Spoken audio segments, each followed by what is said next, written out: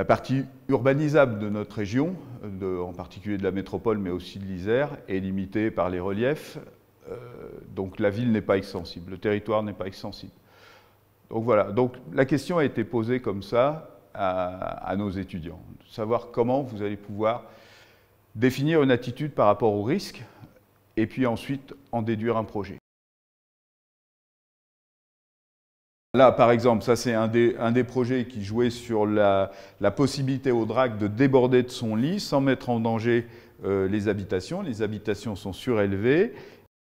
Voilà, celle-là, par exemple, joue sur un travail sur des pilotis, sur des pontons et des jardins inondables entre les habitations. Vous voyez qu'avec un petit peu d'imagination, on peut imaginer quand même des conditions de vie très très agréables dans ce quartier qui est aujourd'hui sous-utilisé. Prime abord, en fait, on pourrait penser que cette question des risques, qui est plus un frein au projet architectural et au projet d'urbanisme, s'est révélé en fait que c'était bien plus, c'était en fait un point fort en fait, quelque chose sur lequel on pouvait s'appuyer, puisqu'on devait trouver une stratégie, et cette stratégie devenait le cœur un peu de ce projet.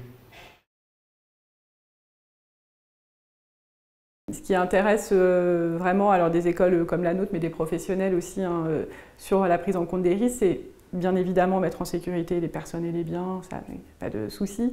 Mais au-delà de ça, ce que l'on voit se dessiner à travers un sujet qu'on n'a finalement pas le choix d'aborder, qui s'impose à nous, c'est un autre rapport à la nature et à l'environnement, qui comprend évidemment la prise en compte des contraintes risques, on vient d'en parler, mais qui comprend aussi une prise en considération de la biodiversité, y compris de la biodiversité urbaine, une tentative de laisser place à une agriculture urbaine.